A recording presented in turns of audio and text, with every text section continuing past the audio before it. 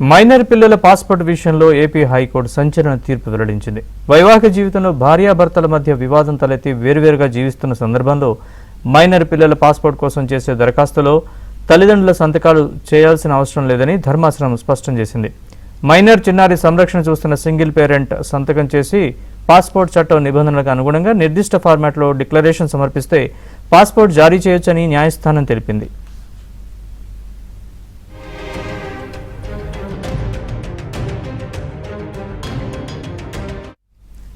నెల్లూరు జిల్లా సర్వేపల్లికి చెందిన షేక్ షబానా, ఆమె భర్త ముల్లా సుహేల్ మధ్య వివాదాలు తలెత్తాయి.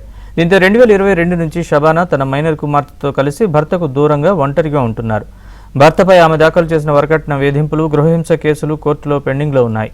ఈ క్రమంలో షబానా తన మైనర్ కుమార్తెకు పాస్పోర్ట్ కోసం విజయవాడ ప్రాంతీయ పాస్పోర్ట్ కార్యాలయంలో దరఖాస్తు చేసుకున్నారు. అయితే భర్త నుంచి విడాకుల పత్రాలు తీసుకురావాలంటూ పాస్పోర్ట్ అధికారులు ఆ దరఖాస్తును హోల్డ్లో పెట్టారు. దీంతో షబానా హైకోర్టును ఆశ్రయించారు.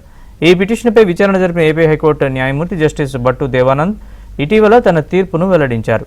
షబానా చేసుకున్న దరఖాస్తును పరిగణలోకి తీసుకుని ఆమె మైనర్ కుమార్తెకు పాస్పోర్ట్ జారీ చేయాలని సంబంధిత అధికారులను ఆదేశించారు.